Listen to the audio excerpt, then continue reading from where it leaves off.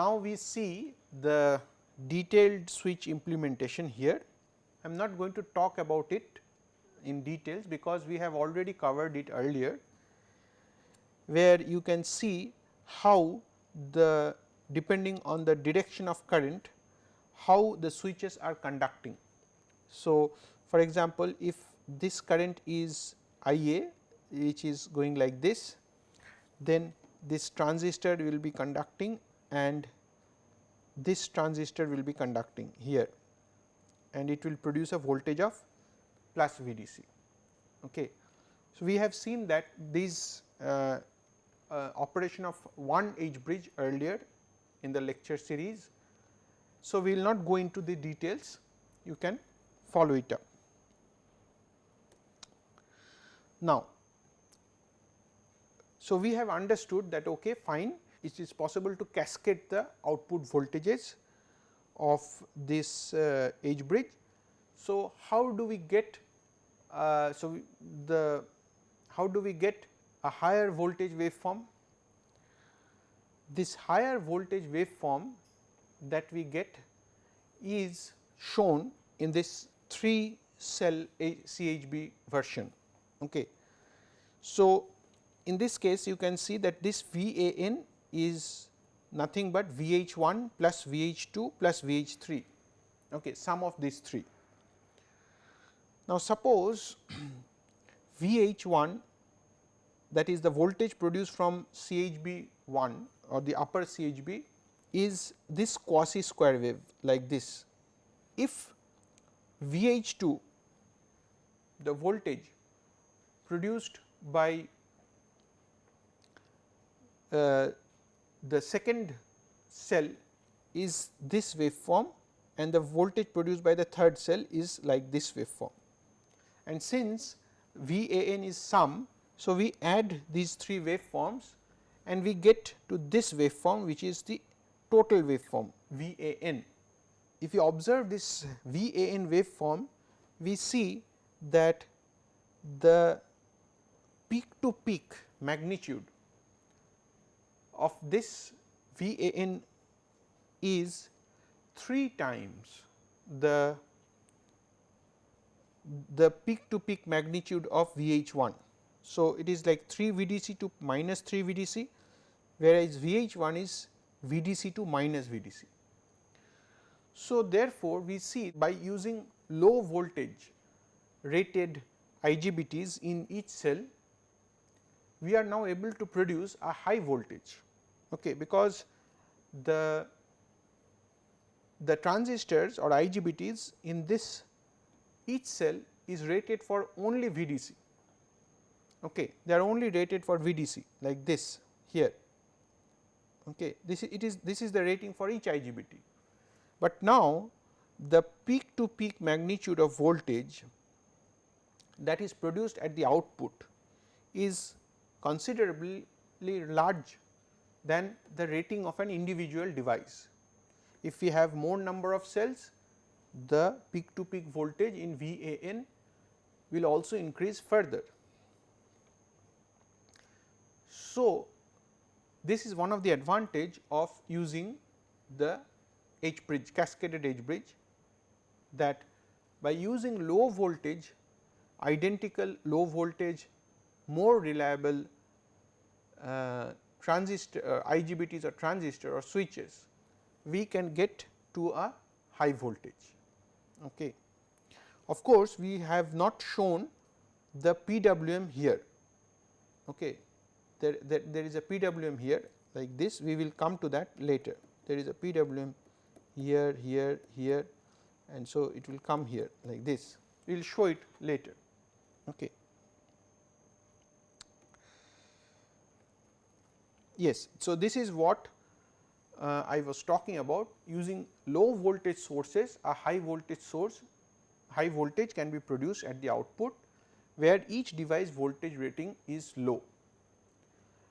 The one more important thing to observe is that from this waveform, for this particular waveform which I have shown, you can see that the losses are not same in each cell. in particular the conduction loss. Why? Because the first cell is only operating for this duration, the rest of the time it is 0, whereas the second cell is this and third cell is like this. So, the switches which are operating they are working for unequal duty ratios in cell 1, cell 2 and cell 3, which is evident from this waveform. And so, the losses which are incurred in each cell are different, and so we have to make some special arrangement so as to make these losses same. Okay. We will see this PWM technique, in particular level shifted PWM. Suppose we make a comparison of this CHB with a conventional 2 level voltage source converter. How do they compare with each other? So, this slide talks about that. So, suppose for a 2 level 3 phase conventional VSC, which is this one,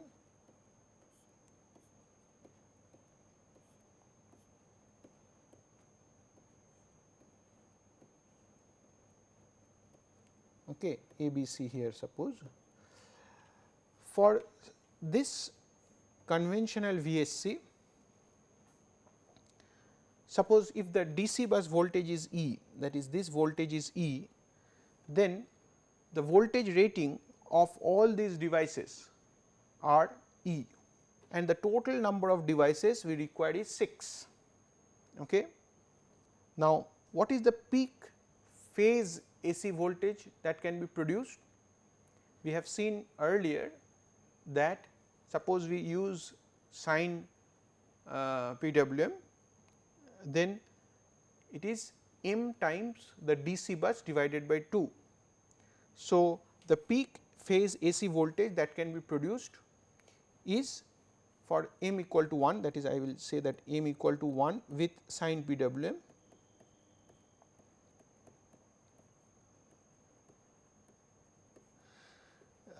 is therefore, the peak voltage that you can produce is E by 2.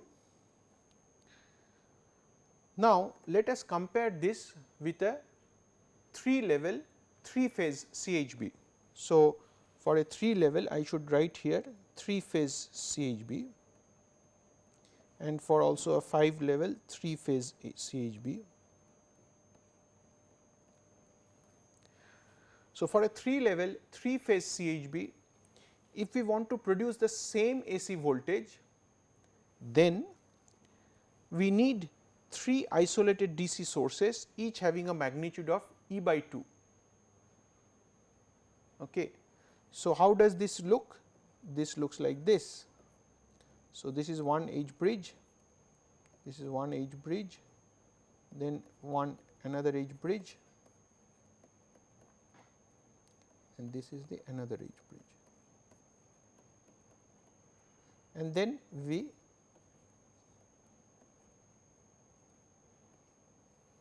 connect them, and this is the A, B and C phases. Okay. So, for this is the 3 level 3 phase CHB, and then we need a DC bus voltage of E by 2. Why? Because we know that it produces 3 levels. So, it will be producing plus E by 2 0 and minus E by 2, which means that the peak voltage that it can produce, peak to peak, the magnitude is E, and it if this is same as this E here. Okay. So, if this E and that E which can be produced here are same, then the AC voltage also will be same. So, that can be produces E by 2. So, this CHB here can produce the same AC voltage of peak value of E by 2. Okay.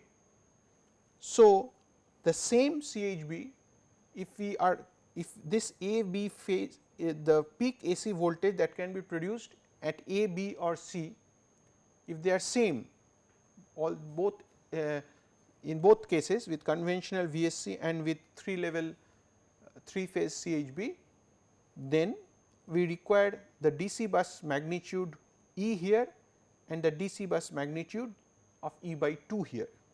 Okay.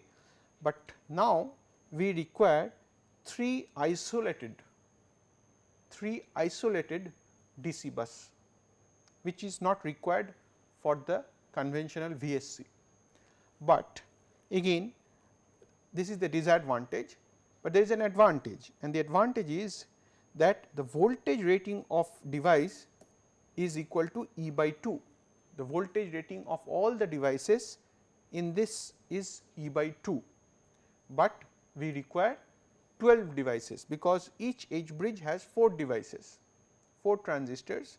So, we require 12, 12 devices here, whereas we require 6 devices in this converter. Okay. So, there is something we gain, something we lose. Okay. What we gain is that we get lower rated devices of magnitude E by 2, but we require more number of such devices. And of course, one major drawback is that we require 3 isolated DC sources in this converter. For this 5 level CHB, we will require 2 such H bridges connected together. We will have one H bridge, second H bridge and third H bridge, and then also another set here,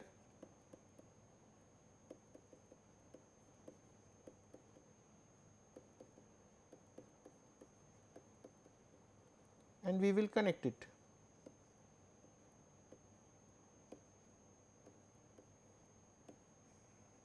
Like this. So, this is the 5 level 3 phase CHB. So, how many devices do we require now? We require 4 into 6, that is 24 number of devices here. But to produce the same AC voltage, now this will be now E by 4, all voltages must be E by 4. But again the major challenge is that we require 6 isolated DC source, that is a major challenge.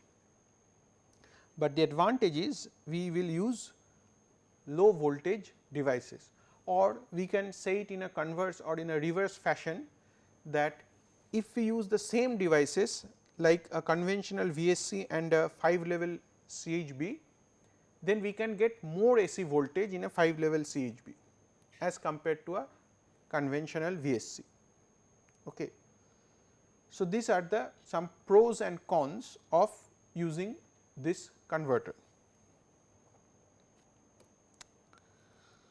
Now, so far we have been talking with cells having identical rating or identical DC bus.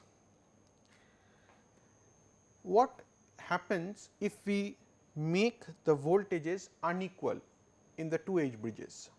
For example, we can make the voltage of H1 VDC and that of H2 as 2 VDC, we can make it.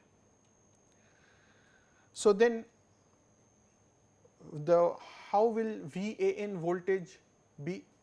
So, H1, the first cell produces 3 levels, which are VDC, 0 and minus VDC. Similarly and independently, H2 will produce 3 levels, which are 2 VDC, 0 and minus 2 VDC. From here 2 VDC, 0 and minus 2 VDC, and 0 VDC and minus VDC from here. Therefore, what is VAN? VAN is VH1 plus VH2, and for each VH1 we can go on adding. So, this plus this, say VAN is equal to VH1 plus VH2. So, you take first VH1 as VDC and then you can have VH2 as 2 VDC, you can have VH2 as 0, you can have minus 2 VDC, and this plus this is 3 VDC, this plus this is VDC, and this plus this is minus VDC. So, in this way if you go on doing, we will see that we get actually 7 levels of voltage like this, spanning from plus 3 VDC to minus 3 VDC with a 0 in between. So, 3 VDC, 2 VDC, VDC 0, minus VDC, minus 2 VDC and minus 3 VDC. So, it seems to be attractive with such asymmetrical CHB, because now we are producing more number of levels, and more number of levels, from some discussion earlier we can conclude that if the levels are more, then we will be probably going closer and closer to the ideal sine wave. So, this seems to be an attractive solution. However, the major disadvantage of having an asymmetrical CHB is that we lose the modularity, of the cells. So, for this we need, for this H1 we will need devices of voltage rating VDC, and for H2 we need devices of double the voltage rating. So, we lose the modularity, we lose the repeatability, we have to have 2 sets of cells available to us. So, this is not very attractive to the industry, okay, because they would like to go for this mass scale production. And remember that whenever we have double the voltage rating, so we need a different gate driver board. We require, so for most likely there will be the loss distribution will most likely be different, and we require a different heat sink. We probably will require a separate isolation barrier between the bus parts, because the voltage ratings are different. So, several changes in the design has to be made when this we use two types of cells. And also if you have if you want to have a fault tolerant feature, where you want to, suppose one of the cells has been damaged and you want to quickly replace that cell, then you must have two types of cells spare. For example, in this case we must have two types of devices as spare, one with VDC rating and one with 2 VDC rating. So, losing the modularity and using different voltage rating devices is not very attractive. And so, although we get some advantage of having this asymmetrical CHB, but it has not been success commercially. And so, we will not discuss this in further, and we will stick to the CHB with equal ratings for further discussion. Let us see a few practice questions from what we have studied so far. So, you can see here one practice problem, and it is saying a 3-phase cascaded H-bridge converter with 5 cells in each phase. Okay. It is supplying 5 megawatt of active power and 1 MVR reactive power to a load. The DC-link voltage of each cell is 2 kV. The first question is, how many levels will be presented in the pole voltage waveform of the converter. So, we have seen in the theory that if there are n number of cells, the number of levels in the output voltage will be 2n plus 1. Okay. So, here n is equal to 5, hence the number of levels is 11. Okay. So, there are 11 levels of voltages in the output. Part B, what will be the peak fundamental pole voltage of the converter if sin PWM is used with 0.9 modulation index. Okay. So, peak fundamental pole voltage, that is what is asked. So, since there are n number of cells, so and each of them is an H-bridge, so the voltage produced from one cell will be equal to m times VDC, where m is the modulation index. So, voltage from each cell, so voltage from one cell is equal to m times VDC, where m is the modulation index, and hence voltage from n cells will be equal to m n VDC. Okay. And that is what is written here. This is a peak fundamental pole voltage. Here it is given m is equal to 0.9, n is equal to 5. So, 0.9 into 5 into the individual DC link voltage is 2 kV or 2000 volts. So, the answer is 9000 volt, but this is a peak voltage. RMS will be equal to 9000 divided by root 2, and this voltage will also be equal to the load phase voltage if it is an isolated star connected load.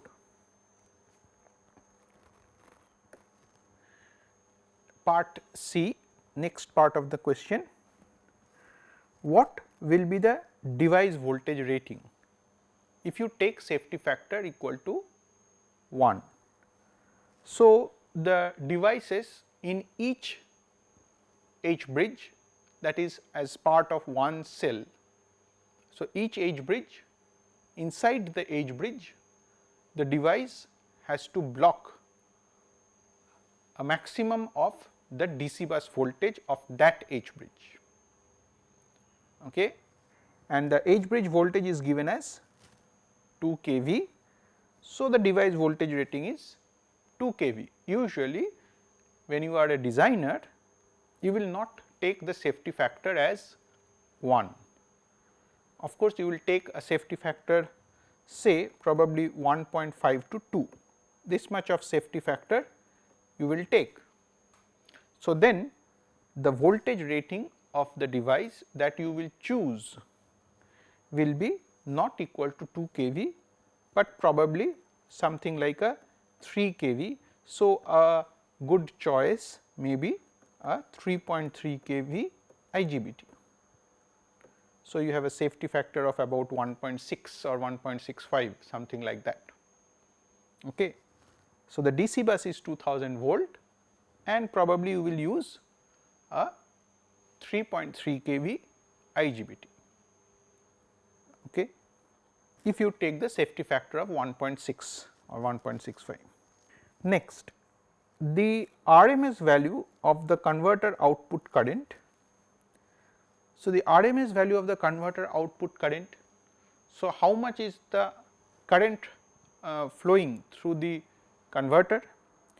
This can be obtained by knowing what is the power flowing out of the converter, and it is given that it is P equal to 5 megawatt, Q is equal to 1 MVAR, and so S is equal to root over of P square plus Q square and about 5.09 MVA. Line voltage of the converter, the phase voltage of the converter is already obtained. The phase voltage of the converter is 9000 divided by root 2, and the line voltage will be nothing but root 3 times the phase voltage. So, therefore, the line voltage is root 3 times m n VDC divided by root 2. Okay. So, therefore, root 3 into the value which we had earlier obtained divided by root 2, and this value is 11,022 volt. So, the load current is equal to S divided by root 3 into line voltage is equal to, so if you put the values 5.09 and this will be 266 ampere. You can also do it in another way, saying that the S is equal to 5.09 and S per phase will be 5.09 by 3, and therefore, V phase into I phase is equal to 5.09 divided by 3, same, you will get the same answer. Okay. So, this is the answer, 266.6 ampere of current will flow for this power rating. Okay. So, the device current rating, so this is the RMS value of the current. So, the next question is what will be the device current rating? Okay. The device current rating is root 2 times this value, at least with a safety factor of 1, the device current rating will be load current times root 2. Load current is in RMS and devices are always specified by the continuous current, the peak current or the continuous current, IC, for example, for IGBT IC, for MOSFET ID. So, 266 into 1.414, that is 377 ampere. Okay. So, this should be the device current rating taking a safety factor of 1. Okay. But you may go with a higher safety factor and you may go for say 400 ampere or 450 ampere devices. You have to see in the market which type of device is available in the market. Okay. So, if you take a safety factor of 1, so the current rating is 377 ampere.